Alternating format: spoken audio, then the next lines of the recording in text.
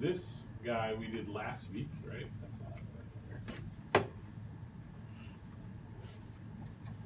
So just as a reminder, this one right here is along the dimension line, right? So if you remember, that's pretty easy to do. You're just going to click on this guy to select it.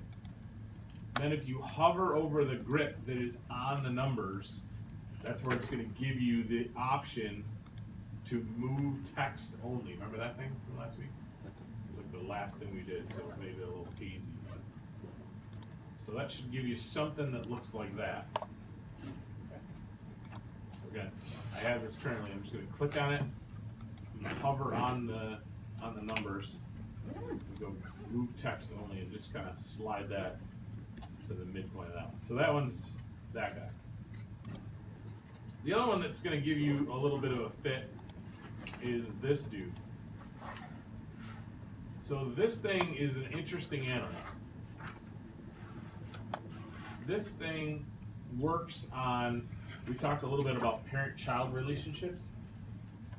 It's like psychology class, right? So parent-child relationship, if you remember correctly, we referred to as inserting blocks. And I said that I would always take a title block drawing and insert it into whatever the drawing that you're trying to add the title block to, versus taking the drawing, let's say it's assignment number 4, and putting 4 into the title block. Because if you take 4 and you put it in the title block, then it assumes all of those things, all of those preferences, precision, text size, layer property, all that stuff, it takes from the parent, the bigger original drawing. So if you take 4 and you put it in the title block, it loses everything you changed about it, and it assumes the properties of the title block.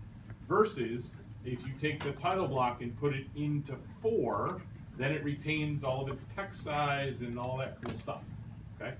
That's one parent-child relationship. Another one that exists that you should know is under the Dimension Style Manager.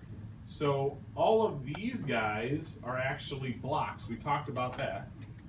They behave no different than a drawing block. So when you make a title block and you put it into something, it's the same as when you take a dimension and put it into something.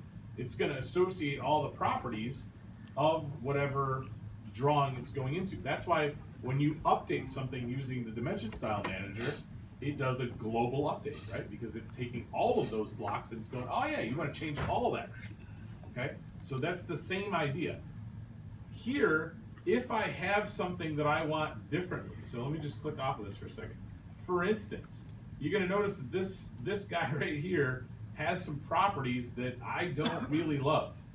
It has this extension line, which is a pain in the butt, and it has the center line, which I don't really love either.